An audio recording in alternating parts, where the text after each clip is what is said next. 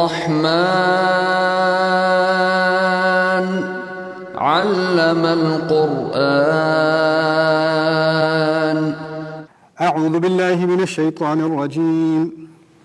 وإذا قيل لهم اتقوا ما بين أيديكم وما خلفكم لعلكم ترحمون وما تأتيهم من آية من آيات ربهم إلا كانوا عنها معرضين.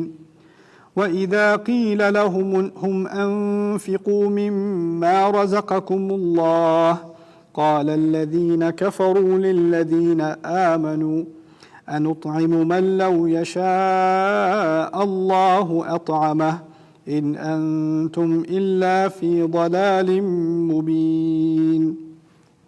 رب اشرح لي صدري ويسر لي أمري واحلل عقدة من لساني يفقهوا قولي. فالحمد لله والصلاة والسلام على رسول الله وعلى آله وصحبه أجمعين ثم أما بعد. ان آیات میں جس حصے میں ہم اس کا مطالعہ کر رہے ہیں، اس چوتھے حصے کا، ان میں ایک ہی بات کی طرف بار بار اشارہ کیا جا رہا ہے. لوگوں کو ایک خاص ڈھیٹ قسم کے لوگ ہیں جن کو جس طرح کی بھی نصیحت کر دو سننے کو تیار نہیں ہیں. جب ان سے کہا جاتا ہے کہ اپنے آگے والی چیز کا خوف کرو یا خوف نہ کرو، اپنے آپ کو بچانے کی کوشش کرو، تمہارے پیچھے جو ہے اس سے اپنے آپ کو بچانے کی کوشش کرو تاکہ تم پر اللہ تعالیٰ کی رحمت ہو، اس کی محبت تم پر نازل ہو. تو ان کا جواب کیا ہوتا ہے؟ یہاں پر اذا کے بعد جواب بھی نہیں دیا ہوا، یعنی اذا کے بعد ہوتا ہے عربی میں جب ان سے کہا جاتا ہے تو یہ کیا کرتے ہیں، تو وہ تو والی بات کی ہی نہیں ہے، جواب و شرط ہے ہی نہیں یہاں پر. کیوں نہیں ہے؟ جب وہ نہ کہنے کے لائق ہو. جیسے آپ کبھی کہتے ہیں جب بھی میں نے تم سے کہا ہے کہ ایک چھوٹا سا کام کر دو، آگے بات نہیں کی. یہ ناراضگی کا ایک خاص اسلوب ہے کہ آپ جب والی بات تو کر دیں، جب بھی کہو نا کہ تھوڑا ایک پانی کا گلاس تو لا دو کم از کم، اس کے بعد آگے فل ان بلینکس کرنے کی ضرورت ہی نہیں ہے. تو تم لاتے ہی نہیں ہو، تم اتنے نکمے ہو، تم بالکل ہی تمہارے تو کان میں آواز ہی نہیں جاتی، نہ جواب دینے کی ہوتی. اس کو جو سن رہا ہے اس کو اچھی طرح پتا ہے میں کیا کرتا ہوں. یہ قرآن کا اسلوب ہے، یہ بہت جذباتی اسلوب ہے اللہ تعالیٰ کی طرف سے. وَإِذَا قِيلَ لَهُمْ اتَّقُوا مَا بَيْنَ أَيْدِيكُمْ وَمَا خَلْفَكُمْ لَعَلَّكُمْ تُرْحَمُونَ. دوسری بات یہاں پر پچھلی آیات میں اب تاریخ کی بات ہو چکی ہے اور آیات الکون کی بات ہو چکی ہے. اب دونوں کی طرف سے تم اندھے ہو چکے ہو، نہ تمہیں اپنے آگے کی فکر نہ پیچھے کی فکر. وَمَا تَأْتِيهِم مِّنْ آيَةٍ مِّنْ آيَاتِ رَبِّهِمْ إِلَّا كَانُوا عَنْهَا مُعْرِضِينَ. اور کیا مصیبت ہے، کوئی بھی آیت آ جائے ان پر، کوئی بھی چیز نازل ہو جائے، کوئی نصیحت نازل ہو، کوئی نشانی نازل ہو، کوئی معجزہ بھی آ جائے ان پر، جو بھی آ جائے ان کو کوئی فرق ہی نہیں پڑتا. اللہ كانوا عنها معرضین. ان کا تو ان کی جوابی کارروائی، ان کا رد عمل ایک ہی ہوتا ہے. وہ کیا ہوتا ہے کہ وہ اس کو پوری طرح اگنور کرتے ہیں. اعراض عربی میں ہوتا ہے کسی چیز کی، آپ کے سامنے کوئی چیز ہے، آپ کو اچھی طرح معلوم ہے کہ وہ سامنے آپ کے، لیکن آپ اس کو جان بوجھ کر اگنور کر رہے ہیں، اس کو جان بوجھ کے اوائڈ کر رہے ہیں، سائڈ سے جا رہے ہیں. جیسے آپ کسی دعوت میں ہوں، آپ کی کسی سے لڑائی کٹی ہو چکی ہے، رائٹ، وہ سامنے صوفے پہ وہ سامنے بیٹھی آپ کو دیکھ رہی ہے، رائٹ، اور پھر ہاں جی آپ کا کیا حال ہے، ہاں جی آپ ٹھیک ہیں، اور لوگوں کو بھی بلانا چاہیے تھا اور کوئی نہیں آیا. This is اعراض، کسی کو اوائڈ کرنا جان بوجھ کر. کہہ یہ رہے ہیں کہ ان کو تو ہر طرح کی نصیحت ملتی ہے، ہر طرح کے معجزے دکھائے جاتے ہیں، کیا بات نہیں کی گئی ان لوگوں سے، لیکن ایسے بالکل ایکٹنگ ایسے کرتے ہیں جیسے کچھ بھی نہیں ملا، بالکل اوائڈ کر لیتے ہیں، اوپر سے گزر جاتی ہے بات، جیسے کسی نے کوئی بات کی ہی نہ ہو. اللہ كانوا عنها معرضین، سن کے نہ سننا، اور بالکل جیسے اس کا دوسرا مقصد یہ بھی ہے کہ تم دکھا تو یہ رہے ہو کہ تم پر اثر نہیں ہوا، لیکن لقد حق القول، بات واضح ہو چکی ہے، تمہیں ماننا نہیں ہے، تم ڈھیٹ ہو، اپنی جگہ پہ اڑے ہوئے ہو، وہ الگ مسئلہ ہے، لیکن بات واضح ہو چکی ہے. الا كانوا عنها معرضین. پھر پہلے بھی کہا تھا یا حسرۃ علی العباد ما یاتیہم من رسول الا كانوا به یستہزئون. پہلے بھی کہہ چکے ہیں کیا حسرت والی بات ہے کہ میرے کتنے بندے گزر چکے، جب بھی کوئی نبی آتا ہے اس کا مذاق ہی اڑاتے ہیں. پہلے مذاق اڑاتے تھے، اب اوائڈ کر رہے ہیں. جو بھی دلیل دے دو، جو بھی بات کر دو، وہ تو سننے کو تیار نہیں ہے. ہمارے ہاں پتہ ہے کیا ہوتا ہے، لوگ مجھے آ کے کہتے ہیں میرا کزن ہے وہ یہی بات کرتا ہے، اس سے میں کیا کہوں جواب میں. میں نے کہا آپ جو بھی جواب دے دیں، آپ کے کزن نے نہیں سننا، وہ اس لیے سننا کہ آپ بات کر رہے ہیں. تو جتنا آپ ڈیبیٹ کریں گے نا آگے، وہ آگے اور سوال لائے گا، پھر آپ میرے پاس واپس آئیں گے کہ اس کا میں کیا جواب دوں. اصل بات یہ نہیں ہے کہ آپ نے بات صحیح نہیں کی یا آپ کو کوئی ایسا جواب نہیں ملا جس سے وہ بالکل سٹمپ ہو کے بیٹھ جائے، ایسی کوئی بات نہیں تھی. اس کی ذہنیت اب بن چکی ہے کہ آپ جو بھی کہیں گے اس نے آگے سے کچھ کہہ دینا ہے. وَمَا تَأْتِيهِم مِّنْ آيَةٍ مِّنْ آيَاتِ رَبِّهِمْ إِلَّا كَانُوا عَنْهَا مُعْرِضِينَ. اصل میں کبھی کبھار بات علم کی نہیں ہوتی، دلیل کی نہیں ہوتی، بات سائیکالوجی کی ہوتی ہے. ایک ذہنیت بن جاتی ہے انسان کی میں نے نہیں ماننا، میں نے مذاق اڑانا ہے، میں نے اگنور کرنا ہے، اوائڈ کرنا ہے، ڈاج کرنا ہے. اور وہ ہوتا ہے ان لوگوں کے ساتھ ایسا ہوتا ہے جب آپ ان سے کبھی کوئی اچھی بات کر بھی رہے ہوں، یہ بھی نہیں ہے کہ آپ ان کو دعوت اور تبلیغ دے رہے ہیں یا ان کو بالکل کنورٹ کرنے کی کوشش کر رہے ہیں. کوئی اچھی بات کہیں بھی نکل آئے ان کو فوراً چڑ ہوتی ہے اور وہ کیڑے نکالنے شروع کر دیتے ہیں. کچھ لوگ ہوتے ہیں انہوں نے مذاق ہی اڑانا ہے. آپ کو اتنی سینس ہونی چاہیے کہ جب آپ سے کوئی بات کر رہا ہے وہ سننے میں اس کو دلچسپی نہیں ہے تو ابھی صحیح موقع نہیں ہے. اگر وہ آپ کی باتوں کا بار بار مذاق اڑایا جا رہا ہے تو آپ کو گرم ہونے کی ضرورت نہیں ہے، ٹھنڈے ہو جائیں، جسٹ انجوائے یور کافی، باقی رہنے دیں. ابھی اذا خاطبهم الجاهلون قالوا سلاما. جو لوگ آپے سے باہر ہوتے ہیں اگر آپ نے ان سے بات کرنی ہی ہے اور آپ کو واضح ہو گیا کہ وہ آپے سے باہر ہو رہے ہیں، وہ تمیز سے بات نہیں کر رہے، تو بس ان کو سلام کہیں. اور سلام وہاں حال بھی یعنی سکون سے بات کریں، غصے ہو کر بات دین کی نہ کریں. الا كانوا عنها معرضين. پھر وَإِذَا قِيلَ لَهُمْ أَنفِقُوا مِمَّا رَزَقَكُمُ اللَّهُ. پھر ایک تو ہے نا دین کی بات کہ خدا کو مانو، آخرت کو مانو، انبیاء کے کلام کو مانو، ان کی دعوت کو مانو. لیکن کبھی کبھی بات آ جاتی ہے پریکٹیکل معاملات پہ. دین کی کچھ تعلیمات ہیں جیسے صدقہ کرنا، جن لوگوں کو مدد کی ضرورت ہے ان کی مدد کرنا. اب آپ اپنے فیملی کے ساتھ، دوستوں کے ساتھ کہیں جا رہے ہیں، کوئی ہوملیس ہے وہاں پر، اس کو آپ نے تو دے دیے، آپ نے کہا یار تم لوگ بھی کچھ دے دو. اب ان میں سے ایک کہے گا یہ سین یہاں کھینچا جا رہا ہے. وَإِذَا قِيلَ لَهُمْ أَنفِقُوا مِمَّا رَزَقَكُمُ اللَّهُ. جب ان سے کہا جاتا ہے خرچ کرو اس میں سے جو اللہ تعالیٰ نے تمہیں دیا ہے. قَالَ الَّذِينَ كَفَرُوا لِلَّذِينَ آمَنُوا. جن لوگوں نے انکار کیا وہ لوگ ایمان والوں سے کہتے ہیں أَنُطْعِمُ مَن لَّوْ يَشَاءُ اللَّهُ أَنْ يُطْعِمَهُ. ہم اسے کھلائیں جسے اللہ تعالیٰ خود نہیں کھلانا چاہتا. اگر اللہ خود کھلانا چاہتا ہوتا تو وہ خود کھلا دیتا، میں کیا کھلاؤں. یہ بات اصل میں کس بات کی طرف اشارہ ہے کہ دیکھو تمہارا تو اللہ پر ایمان ہے نا، اور اللہ ہر چیز پر قادر ہے، اللہ تو سب کرتا ہے. اللہ چاہتا تو اس فقیر کو وہ خود کھلا دیتا. تو اگر اس نے نہیں کھلایا تو اس کی قدر تھی، اس کی قدرت تھی، اس کی اپنی مشیت تھی، اس کا فیصلہ تھا کہ اس کو بھوکا بیٹھنا پڑے. یا تو یہ ہے کہ ہم خدا کو نہیں مانتے تو ہم کھلا دیتے ہیں، ٹھیک ہے، کوئی خدا نہیں ہے تو ہمیں کھلانا پڑے گا. اگر خدا ہے تو وہ کھلائے. اب آپ بیٹھے سوچتے ہیں میں اس بے وقوفی کا میں کیا جواب دوں، کہ اس نے تو فلسفی بات کر دی نا، قدر کی بات کر دی، اور قسمت کی بات کر دی کہ اگر اللہ تعالیٰ کو سب پتہ ہے، اللہ تعالیٰ کے ہاتھ میں سب کچھ ہے تو ہماری کیا ذمہ داری ہے. میں آپ سے اس بارے میں ذرا باریک سی بات کرنا چاہتا ہوں کیونکہ یہ سب سے آسان طریقہ ہے دین کی بات ختم کرنے کا. یہ تو فلسفی کا سب سے پرانا مسئلہ ہے، پری ڈیسٹینیشن. لیکن قرآن میں اس کا حل بہت بہت آسان ہے، بہت آسان ہے. قرآن اصل میں ایبسٹریکٹ اور فلسافیکل بات نہیں کرتا، قرآن سیدھی سیدھی بات کرتا ہے. اس سے قرآن خود کہتا ہے قولاً سدیدا، تم بھی سیدھی سیدھی بات کیا کرو. سیدھی سیدھی بات کیا ہے؟ اگر یہی بندہ جو کہہ رہا ہے اللہ چاہتا تو وہ کھلا دیتا، اس کو آپ مڑ کے تھپڑ مارے منہ پہ، کس پہ غصہ کرے گا؟ آپ پہ غصہ کرے گا. آپ کو کیا کہنا چاہیے؟ اللہ چاہتا تو میں نہ مارتا، وہ تو اللہ کی قدرت ہے کہ میں نے مارا. غصہ کرنا ہے تو اللہ پہ کرو. وہ فقیر ہے، اگر اس کو شکایت کرنی چاہیے تو کس سے کرنی چاہیے؟ اللہ سے. اللہ نے اسے فقیر بنایا ہے، تمہیں چانٹا پڑا ہے تو تم اللہ سے شکایت کرو، اس میں میرا کیا ہے؟ آپ جاب پہ جاتے ہیں، آپ کا امپلائر آپ کو پے چیک نہیں دیتا. امپلائر آپ سے کہتے دیکھو یہ اللہ کی قدرت ہے، میں کیا کر سکتا ہوں، یہ قسمت کا سوال ہے. اس کی مشیت یہ تھی کہ میں تمہارا پے چیک اپنی ویکیشن میں لگا دوں.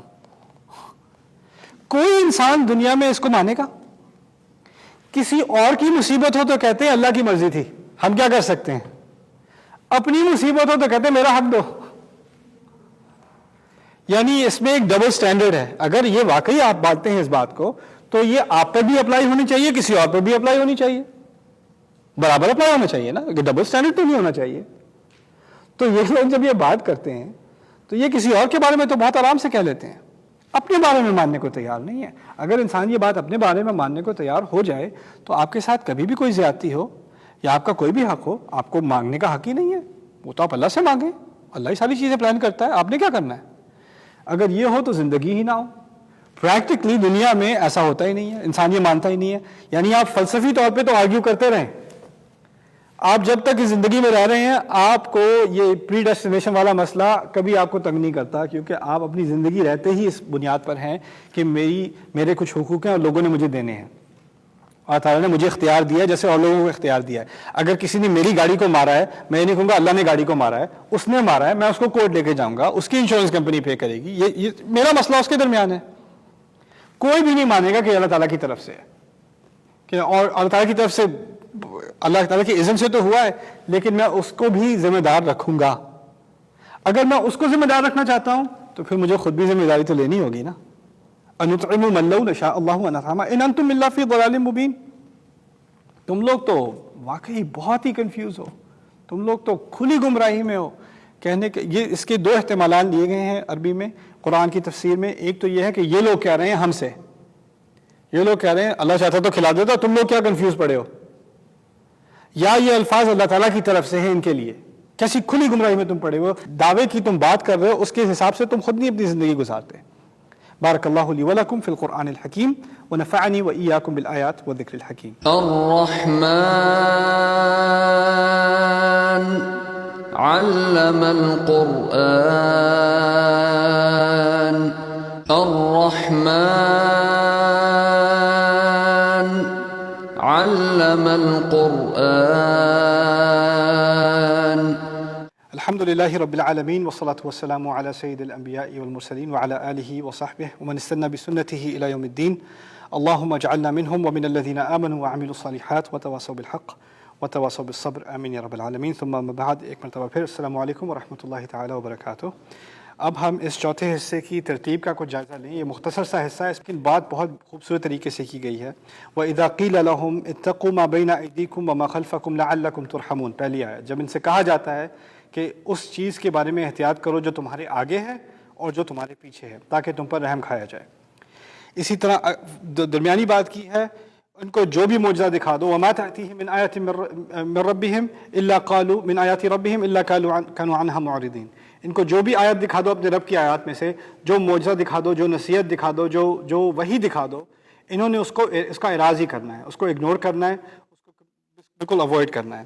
اور پھر تیسری بات کہی جا رہی ہے وَإِذَا قِيلَ لَهُمْ أَنفِقُوا مِمَّا رَزَقَكُمُ اللَّهُ، جب ان سے کہا جاتا ہے کہ جو اللہ تعالیٰ نے تمہیں دیا اس میں سے کچھ خرچ بھی کرو۔ قَالَ الَّذِينَ كَفَرُوا لِلَّذِينَ آمَنُوا أَنُطْعِمُ مَن لَّوْ يَشَاءُ اللَّهُ أَنْ أَطْعَمَهُ، ہم اس کو کیوں کھلائیں جس کو اگر اللہ چاہتا وہ خود ہی کھلا دیتا۔ ان انتم الا فی ضلال مبین، تم لوگ صرف اور صرف واضح گمراہی میں ہی مبتلا ہو۔ اچھا، اس بات کے بارے میں، اس تیسری بات کے بارے میں ایک مزید چیز کی طرف اشارہ کر دوں۔ بات ان سے کہی جا رہی تھی دینے کی، جواب ان کا فلسفی جواب تھا، جواب پریکٹیکل نہیں تھا، جواب فلسفی تھا کہ اس کا تو قدر سے تعلق ہے اور اس کا اللہ تعالیٰ کی قضا سے تعلق ہے۔ اس میں بھی ایک بہت واضح دلیل دی جا رہی ہے، کسی کو بھی جو دعوت کی طرف نصیحت کرے، جو واضح چیز کی طرف نصیحت کرے، نماز کی طرف، زکوٰۃ کی طرف، اچھے کام کی طرف، کہ کچھ لوگ ہوں گے جو اس کے جواب میں بڑی فلسفی بات کریں گے۔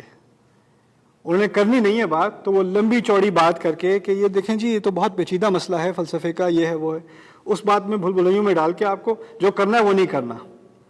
واضح بات یہ ہے کہ تم نے خرچ نہیں کرنا، واضح بات یہ ہے کہ تم نے فقیر کی مدد نہیں کرنی۔ ان انتم الا فی ضلال مبین۔ خیر، اب یہاں پر اس ترتیب پہ غور کریں۔ اذا قیل لہم، جب ان سے کہا جاتا ہے شروع میں، دوبارہ اذا قیل لہم جب ان سے کہا جاتا ہے اس کے آخر میں۔ بات انہی الفاظ سے بالکل میرر کی طرح شروع اور آخر میں ہو رہی ہے۔ دوسری بات، یہاں کہا گیا تھا تقویٰ کس چیز کا اختیار کرو، جو تمہارے آگے ہے یعنی مستقبل، اور جو تمہارے پیچھے ہے یعنی تاریخ۔ اگر آپ قدر کا مسئلہ سمجھیں، جنہوں نے کہا تھا نا اگر اللہ چاہتا تو انہیں کھلا دیتا، قدر کا مسئلہ کیا ہے؟ لوگ کہتے ہیں ہمیں مستقبل کی فکر تھوڑی کرنی ہے، وہ تو اللہ نے پہلے ہی پیچھے سے بنایا ہوا ہے۔ یعنی پیچھے اور آگے کا غلط کانسیپٹ کیا ہے کہ ہم سمجھیں اللہ تعالیٰ نے پہلے سے سب کچھ لکھا ہوا ہے، ہماری کوئی ذمہ داری ہے ہی نہیں، ہمیں کچھ کرنے کی ضرورت نہیں ہے۔ قدر کا صحیح کانسیپٹ کیا ہے؟ اتقوا ما بین ایدیکم وما خلفکم۔ اس کا غلط کانسیپٹ کیا ہے؟ لو یشاء اللہ اطعمہ، انطعم من لو یشاء اللہ اطعمہ۔ ان انتم الا فی ضلال مبین. تو اس طرح ان دونوں سے آ کر بات مکمل ہوتی ہے. اصل میں ہمیں تقویٰ کرنا چاہیے. ہمارے پیچھے جو ہوا وہ اللہ کی وجہ سے نہیں ہوا، ہماری وجہ سے ہوا تھا. ہمیں خود ذمہ داری لینی ہے. ہمارے آگے جو ہونا ہے اس کی ہمیں خود ذمہ داری لینی ہے. یہ لوگ کیا کرتے ہیں، جو پیچھے ہوا وہ اللہ کی مرضی تھی، وہ فقیر بنا. آگے جو اس کو نہیں کھلائیں گے تو وہ اللہ کی مرضی ہے، وہ نہیں کھلایا جائے گا، وہ اللہ کی مرضی ہے. تو یہ اللہ تعالیٰ پہ ڈالنا، خود ذمہ داری نہ لینا. اسی لیے قرآن میں سورۃ الزمر میں جب ان آیات کے بارے میں اور اسی طرح کی آیات کے بارے میں کہا جاتا ہے لو ان اللہ ہدانی، قیامت کے دن ایک انسان آ کر کہے گا اگر کہ اللہ تعالیٰ نے مجھے ہدایت دی ہوتی کاش، تو پھر میں اس مصیبت میں نہ ہوتا، مجھے بھی ان جنتیوں کی طرف بھیجا جا رہا ہوتا. بلا کذبت بھی آیاتی، تم کیا جھوٹ بولتے ہو، تم نے میری آیات کا انکار کیا ہے. کون سی آیات کا انکار کیا ہے؟ جن آیات میں سمجھایا گیا تھا کہ تم اللہ تعالیٰ کو بلیم نہیں کر سکتے، تم اللہ تعالیٰ پہ اپنا بوجھ نہیں ڈال سکتے، تمہارا اپنا بوجھ ہے. وَلَا يَحْمِلُنَّ أَثْقَالَهُمْ، ان کو اپنے بوجھ خود اٹھانے ہوں گے، انہوں نے اپنے بوجھ، اپنی ذمہ داری خود اٹھانی ہے. لا يكلف الله نفسا الا وسعها، اللہ تعالیٰ نے کبھی کسی انسان پر کوئی ایسا بوجھ نہیں ڈالا جو وہ اٹھانے کے قابل نہ ہو. الا وسعها، اپنی وسعت کے مطابق، اپنی صلاحیت کے مطابق ہی اللہ تعالیٰ اس پر بوجھ ڈالتا ہے. تو اس مختصر بات سے اب یہ چوتھا حصہ بھی مکمل ہو گیا. اب دو حصے رہ گئے، پانچواں اور چھٹا حصہ. پانچویں حصے میں اب آخرت کے بارے میں بات ہوگی، اس کی بات اب شروع کرتے ہیں. وَيَقُولُونَ مَتَىٰ هَٰذَا الْوَعْدُ إِن كُنتُمْ صَادِقِينَ مَا يَنظُرُونَ إِلَّا صَيْحَةً وَاحِدَةً تأخذهم وهم يخصمون فلا يستطيعون توصية ولا إلى أهلهم يرجعون ونفخ في الصور فإذا هم من الأجداث إلى ربهم ينسلون. اس سب کچھ سننے کے بعد چڑ میں آ کے سوال پوچھتے ہیں رسول سے علیہ السلام، کہتے ہیں متى هذا الوعد ان كنتم صادقين، یہ وعدہ جو تم کر رہے ہو یہ کب پورا ہونا ہے؟ اگر واقعی تم سچ کہہ رہے ہو تو کچھ بتا دو کہ کب پورا ہونا ہے. کہتے رہتے ہو آنے والا ہے، آنے والا ہے، آنے والا ہے. ان ادری اقریب ما توعدون ام یجعل لہ ربی امدا، مجھے نہیں معلوم جو تم سے کہا جا رہا ہے وہ قریب ہے یا اللہ تعالیٰ نے اس کے اور تمہارے درمیان بہت بڑا فاصلہ رکھا ہے، اس کا علم میرے پاس نہیں ہے. وما یدریک الساعۃ لعل تکون قریبا، آپ کو کیا معلوم شاید جو ساتھ آنے والا، جو لمحہ آنے والا ہے آخری، وہ شاید بہت قریب ہو، آپ کو کیا معلوم. یعنی یہاں تک کہ رسول صلی اللہ علیہ وسلم سے بھی کہا گیا یسألونک عن الساعۃ ایان مرساہا فیما انت من ذکراہا، آپ سے پوچھتے ہیں کہ یہ آخری لمحہ کب آ رہا ہے، یہ آخری گھنٹہ کب آ رہا ہے، کب گرے گا ہم پر. مرساہا ارسا کہتے ہیں وہ جو کشتی سے چین نہیں گراتے، اینکر گراتے ہیں، اس کو ارسا کہتے ہیں. کب گرنے والا ہے ہم پر یہ؟ رسول صلی اللہ علیہ وسلم نے کہا فیما انت من ذکراہا، اس کا علم تو صرف اللہ کے پاس ہے. الی ربک منتہاہا، صرف تمہارے رب کے پاس اس کی ڈیڈ لائن ہے، کب شروع ہونا ہے کب ختم ہونا ہے اس کا علم صرف تمہارے رب کے پاس ہے. انما انت منذر من یخشاہا، آپ کا کام یہ نہیں ہے بتانا کہ کب آ رہی ہے قیامت، آپ کا کام بتانا ہے وہ لوگ جو اس قیامت سے واقعی ڈر گئے ہیں ان کو کچھ خبردار کر دیں. اس سے آگے آپ کا کام نہیں ہے. مل مسئول بأعلم بها من السائل، جبریل علیہ السلام نے آ کے رسول سے خود پوچھا تھا. حدیث جو حدیث الاسلام ہے، اخبرنی عن الاسلام عن الایمان عن الاحسان، بڑی مشہور حدیث ہے، حدیث جبریل جسے کہتے ہیں. اس میں انہوں نے پوچھا کہ آخری لمحہ کب آ رہا ہے، قیامت کب آ رہی ہے. رسول صلی اللہ علیہ وسلم کا جواب کیا تھا؟ مل مسئول بأعلم بها من السائل، جس سے پوچھا گیا ہے اس کو بھی نہیں پتا، اور جو پوچھ رہا ہے اس کو بھی کوئی زیادہ علم نہیں ہے، نہ آپ کے پاس ہے نہ میرے پاس ہے، اور یہی صحیح جواب ہے. پھر انہوں نے کہا اس کی علامات کیا ہیں، تو انہوں نے علامات کے بارے میں بات کی.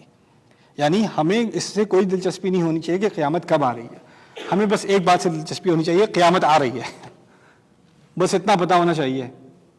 انہم یرونہ بعیدا ونراہ قریبا، یہ لوگ سمجھتے ہیں بہت دور کی چیز ہے، ہم تو دیکھتے ہیں کہ بہت قریب ہے. اللہ تعالیٰ کے پس منظر سے انہوں نے ہمیں یہ بات سکھائی ہے کہ تم ایسا سمجھو کہ قریب آ گئی ہے بس. یہاں پر وَيَقُولُونَ مَتَىٰ هَٰذَا الْوَعْدُ إِن كُنتُمْ صَادِقِينَ، کہتے ہیں کہ یہ وعدہ کب پورا ہوگا جب تم واقعی سچ کہہ رہے ہو. اس سے ایک بہت ڈراؤنی سی بات بھی نکلتی ہے کہ جب لوگ الٹی سیدھی بات کرتے ہیں نا دین کے بارے میں، یا الٹے سیدھے سوال تنزیہ سوال پوچھتے ہیں، تو وہ اللہ تعالیٰ لکھ لیتا ہے. اور مقام پہ قرآن نے کیا کہا ہے؟ سَنَكْتُبُ مَا قَالُوا، جو وہ کہتے ہیں وہ ہم لکھ لیں گے. یہ بھی نہیں کہا میرے فرشتے لکھیں گے، کیونکہ فرشتے جو یہاں ہیں ان کے بارے میں تو کہا ہے نا کِرَامًا کاتبین، یہ بڑے عزت دار فرشتے ہیں جو لکھتے رہتے ہیں. ان کے یہ اتنے غصے کی بات ہے، خدا نے خود کہا میں لکھوں گا، خود یہ جو کہتے ہیں سَنَكْتُبُ مَا قَالُوا، اور پھر اس کے ساتھ مزید کیا اضافہ کیا وَقَتْلَهُمُ الْأَنْبِيَاءَ، جو یہ کہتے ہیں یہ میں لکھ لوں گا، اور ساتھ ہی ان کے انبیاء کا قتل کرنا. یعنی یہ دو بڑے بڑے جرم ہیں. میرے نزدیک انبیاء کا قتل بہت بڑا جرم ہے. اللہ تعالیٰ کے بارے میں، آخرت کے بارے میں، اس کے انبیاء کے بارے میں بیہودہ بات کرنا اس سے بڑا جرم ہے. وہ پہلے کہا، پھر انبیاء کا قتل بعد میں کہا. سَنَكْتُبُ مَا قَالُوا وَقَتْلَهُمُ الْأَنْبِيَاءَ. دوسری بات یہاں پر وَنَكْتُبُ مَا قَدَّمُوا وَآثَارَهُمْ. جب یہ بات کرتے ہیں اس کا ایک اثر ہوتا ہے. جب کوئی نبی کا مذاق اڑاتا ہے، ایکچولی کسی بھی سوسائٹی میں ہوتا یہ ہے کہ اگر آپ کسی کی بات کو ڈسمس کر دیں، کسی کا مذاق اڑا دیں، تو آپ کے سرکل میں باقی لوگ بھی اس سے ہٹ جاتے ہیں. یعنی اس کی باتوں کو سیریسلی لیتا نہیں ہے. ایک دفعہ ہم نے دیکھا تھا، کسی دعوت میں ہم تھے، سب اسی کا مذاق اڑا رہے تھے. آپ نے ایک طرح سے ایک ٹرینڈ شروع کر دیا کہ کس کو اگنور کرنا ہے اپنی کمیونٹی میں. یہ اس کے اثرات ہیں. تو یہ جب کہتے ہیں نا وَيَقُولُونَ مَتَىٰ هَٰذَا الْوَعْدُ، شروع میں بات کی گئی تھی جو عمل انہوں نے کیے ہیں اور جو اس کے اثرات ہیں وہ سب لکھے جا رہے ہیں. تو ان ایسی باتوں کے اثرات بھی لکھے جاتے ہیں. اللہ تعالیٰ ہمیں ایسی باتوں سے بچائے، ان کے اثرات سے بچائے. مَا يَنظُرُونَ إِلَّا صَيْحَةً وَاحِدَةً تَأْخُذُهُمْ. کچھ بھی نہیں ہونا سوائے ایک ہی چیخ کے. چیخ کی بات پہلے بھی آئی تھی نا. اب یہاں پر سمجھ لیجیے 3 طرح کی دھمکیاں ہوتی ہیں قرآن میں، 3 طرح کی چیزوں سے خبردار کیا جاتا ہے. پہلے بھی بتایا تھا، اب دوبارہ دہرا رہا ہوں.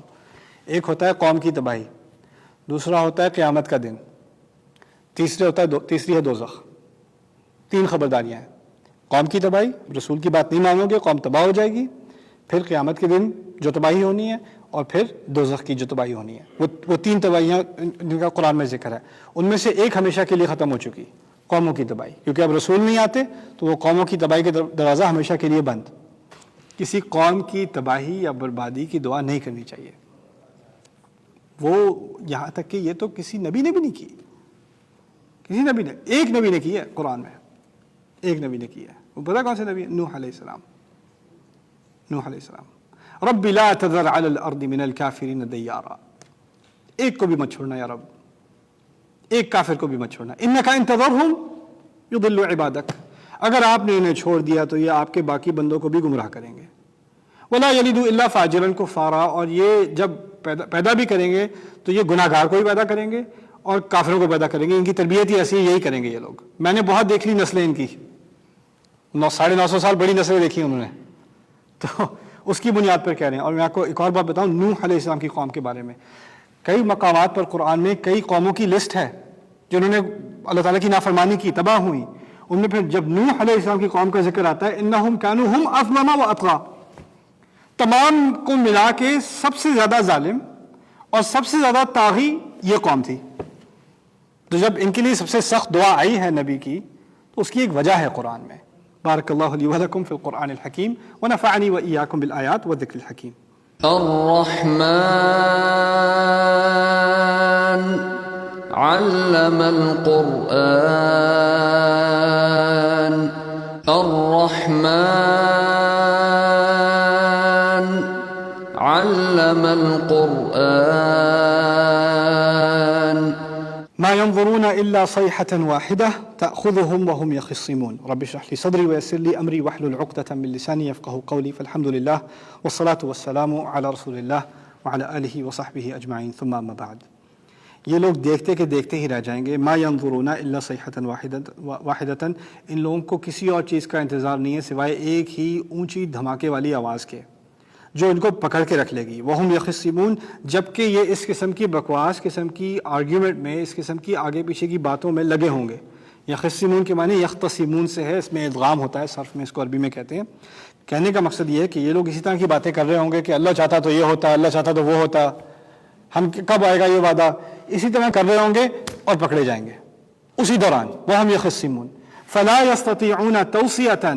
وہ تو جب ایسے پکڑے جائیں گے تو پھر ان کو تو وصیت کرنے کا بھی ٹائم نہیں ملے گا. یعنی وصیت کہ آگے اپنی نسل سے کہتے ہیں ہم نے جو غلطی کی ہے تم نہ کر دینا، اتنا بھی وقت نہیں ملے گا. توصیتاً کے معنی یہ بھی ہم مر رہے ہیں جائیداد کو کیسے تقسیم کریں. جن چیزوں کی ان کی فکر ہوتی تھی نا، جن چیزوں کے بارے میں ان کا سارا فوکس ہی انہیں چیزوں پر تھا، اس لیے تو دین سے بھاگتے تھے. اب تو اس کی بھی نصیحت کرنے کا کوئی وقت نہیں ملے گا انہیں. فلا یستطیعون توصیۃ. یہ بھی ایک مناسبت ہے پہلے جو بات کی تھی نا کہ کتنے اہتمام سے تم اپنی اولاد کو کشتیوں میں بٹھاتے ہو. انا حملنا ذریتہم فی الفلک المشحون. کشتیوں میں بٹھاتے ہو تاکہ وہ آگے جا کر کمائیں. تو اولاد کی مستقبل کی فکر ہوتی ہے، اس لیے وصیت دی جاتی ہے نا. اب تو چھوڑو، جو چیزیں تم نے انویسٹ کی تھیں، جو مستقبل کے تمہارے خواب تھے، وہ ایک دم سے غائب ہو جائیں گے، تمہیں کوئی موقع بھی نہیں ملے گا کوئی وصیت کرنے کا. ولا الی اہلہم یرجعون، اور یہ اپنے گھر والوں کے پاس واپس جانے والے نہیں ہیں. اب ان کو اپنے گھر والوں کے پاس واپس نہیں جانا. قرآن میں کئی مرتبہ مختلف مقامات پر اس بات کی طرف اشارہ کیا گیا ہے کہ کچھ لوگ گھر جاتے ہیں، گھر میں معاملات ٹھیک ہیں، اور وہ سمجھتے ہیں کہ میں جو کچھ باہر میں نے کیا وہ کیا، مجھ سے کون پوچھے گا. وہ گھر کی طرف واپس جاتا ہے اور غرور کے ساتھ جاتا ہے. پھر اللہ تعالیٰ فرماتے ہیں کچھ لوگ ہیں جن کو اب گھر واپس نہیں جانا. لا الی اہلہم یرجعون، وہ گھر واپس کبھی نہیں جائیں گے. یہ بڑی خوبصورتی سے ایک فنی انداز میں اس بات کی طرف اشارہ ہے جیسے کوئی سفر پہ نکلتا ہے اور کوئی حادثہ اس کے ساتھ ہو جاتا ہے اور وہ گھر واپس نہیں آنے والا. اور اسی طرح کہا ہے تم زندگی کے سفر میں ہو، جب میرا عذاب آئے گا گھر واپس آنے والے نہیں ہو تم. ولا الی اہلہم یرجعون ونفخ فی الصور، اور پھر اس کے بعد، یہ تو پہلی تباہی تھی قوم کی تباہی جو ایک صیحۃ واحدہ ہے، جو پرانی قوم کو دیا گیا تھا. وہ کیا مشکل ہے کہ قریش پر بھی آ جائے، اللہ کی مرضی ہو تو بس اسی کا انتظار ہے لوگوں کو. اور اگر ایسا ہو گیا ونفخ فی الصور، تو پھر اس کے بعد اس میں سور کے اندر پھونکا جائے گا. جب پھونکا گیا فاذا هم من الاجداث، تو پھر ایک دم سے پرانی قبروں میں، اجداث کہتے ہیں قبر کو جس کا کوئی نام و نشان نہ رہے. جیسے اگر یہاں باہر کوئی زمین ہے، پتہ نہیں 500-600 سال پہلے کسی کو دفن کیا ہو، ہمیں کیا معلوم. اب تو نہ پتھر رہا، نہ کوئی نام و نشان رہا، نہ کوئی مارکنگ ہے، اب تو وہ بس لان ہے، رائٹ. تو وہ اس کو اجداث کہیں گے. جدث، پرانی قبر جس کا کوئی نام و نشان ہی نہیں، کسی کو پتہ بھی نہیں کہ یہ قبر تھی. اتنے عرصے پڑے رہو گے زمین میں کہ بالکل مٹ جائے گا تمہارا نام بالکل. اور پھر انہی قبروں میں سے تم نکالے جاؤ گے. الی ربہم ینسلون، یعنی جلدی بھاگتے ہوئے اور تیرتے ہوئے پہنچو گے. جیسے پانی کی نسل ہوتی ہے، پانی کی نسل سمجھتے ہیں پانی کا جلدی سے موو کرنا، تو ایسے تم رب کی طرف بھاگو گے سارے. فَإِذَا هُم مِّنَ الْأَجْدَاثِ إِلَىٰ رَبِّهِمْ يَنْسِلُونَ، بالکل اچانک قبروں سے نکل کر رب کی طرف بھاگتے دوڑتے ہوئے جائیں گے. قَالُوا يَا وَيْلَنَا مَنْ بَعَثَنَا مِن مَّرْقَدِنَا، اب بھاگتے ہوئے جا رہے ہیں اور کیا کہہ رہے ہیں، ہم پر کیا لعنت آ گئی ہے، کیا مصیبت آ گئی ہے، اس سے بڑی مصیبت کیا ہو سکتی ہے. حدیث کے مطابق ویل جہنم کا وہ حصہ ہے جس سے جہنم خود ڈرتی ہے. جہنم خود ہی سے بنا مانگتی ہے، اسے ویل کہتے ہیں. ویل للمکذبین ویل لکل ہمزۃ لمزہ. ویل کوئی عام چیز نہیں ہے. عربی استعمال، قرآن کے استعمال کے علاوہ، حدیث کے استعمال کے علاوہ عربی استعمال میں ویل کہتے ہیں کسی پر ایسی مصیبت جس سے بڑی مصیبت کا وہ تصور بھی نہیں کر سکتا. تو اگر وہ کسی سے کہیں ویلک، ویلک کے معنی ہیں تم پر ایسی مصیبت آئے، تم پر ایسی مشکلیں آئیں جس کا تم بھی تصور نہیں کر سکتے، میں بھی نہیں کر سکتا. اس سے بڑی لعنت آپ کسی کو نہیں بھیج سکتے تھے کہ کہیں ویلک. یہ کیا کہہ رہا ہے، یا ویلنا، ہم پر کیا ویل آ گئی ہے، ہم سے اس سے بڑی مصیبت کیا ہوگی. اب دیکھیں، ابھی یہ قبر سے نکلا ہے انسان، بھاگ رہا ہے رب کی طرف، ابھی جہنم میں نہیں گیا، نہ یہ جہنم میں گیا ہے، نہ جہنم کے سب سے نچلے تہ میں پہنچا ہے. ابھی ایسا کچھ نہیں ہوا. ابھی سے اس کو کیا یقین ہے کہ یہ اس سے برا کیا ہوگا. اس کے دماغ میں اس سے برا تو کچھ ہو ہی نہیں سکتا. یا ویلنا من بعثنا من مرقدنا، کس نے ہمیں اٹھا لیا، کس نے کھڑا کر دیا، کس نے ہمیں جگا دیا، من مرقدنا، ہمارے سونے کی جگہ سے. وتحسبهم ایقاظا وهم رقود. عربی کے الفاظ کا استعمال اتنا خوبصورت ہے قرآن میں. قرآن عربی کی بہت بڑی ووکیبلری ہے. عربی کی ووکیبلری جو اس کے جذور ہیں نا، جو روٹ لیٹرز ہیں، وہ لاکھوں کی تعداد میں ہیں. قرآن میں صرف 50,000 استعمال ہوئے ہیں. یعنی قرآن عربی کی آپ کہہ لیں 2% ہے قرآن میں جو استعمال ہوئی ہے. اور قرآن عربی میں ہر لفظ کی یعنی اگر آپ سونے کی بات کرتے ہیں، جاگنا اور سونا، اس کے لیے کئی الفاظ ہیں. کوئی شارٹیج نہیں ہے عربی میں. کئی لفظ ہیں ایک چیز کے لیے. کھانے کے لیے کئی لفظ ہیں، تلوار کے لیے کئی لفظ ہیں، سونے کے لیے کئی لفظ ہیں، جاگنے کے لیے کئی لفظ ہیں. قرآن نے جو سونے جاگنے کے لیے لفظ استعمال کیے ہیں، بعثا، رقدہ، ان میں سے ہیں. بعثا اٹھ جانا، رقدہ نیند پڑ جانا. اس میں جو باریک حکمت ہے وہ میں آپ کے سامنے پیش کرنا چاہتا ہوں. بعثا اصل میں استعمال ہوتا ہے موت سے اٹھنے کے لیے. یقظہ استعمال ہوتا ہے نیند سے اٹھنے کے لیے. لیکن قرآن بعث استعمال کرتا ہے نیند سے اٹھنے کے لیے بھی. اصحاب الکہف سو گئے تھے نا، وَتَحْسَبُهُمْ أَيْقَاظًا وَهُمْ رُقُودٌ، اور بعد میں کہا وَكَذَلِكَ بَعَثْنَاهُمْ، ہم نے انہیں اٹھا دیا۔ اب اٹھانے کے لیے عربی میں تو لفظ آنا چاہیے تھا أَيْقَظْنَاهُمْ، ہم نے انہیں جگا دیا، ہم نے انہیں جگا دیا۔ کہا یہ کہ ہم نے انہیں جیسے موت سے اٹھا دیا۔ یہ کیوں کہا گیا ہے؟ کیونکہ ہمارے دین میں ایک بہت اہم روحانی تصور ہے جو سنت میں بھی دیا گیا ہے، قرآن میں بھی اس کی کئی مثالیں ہیں۔ سونے کی تشبیہ موت سے ہے، اٹھنے کی تشبیہ دوبارہ قیامت کے دن اٹھنے سے ہے۔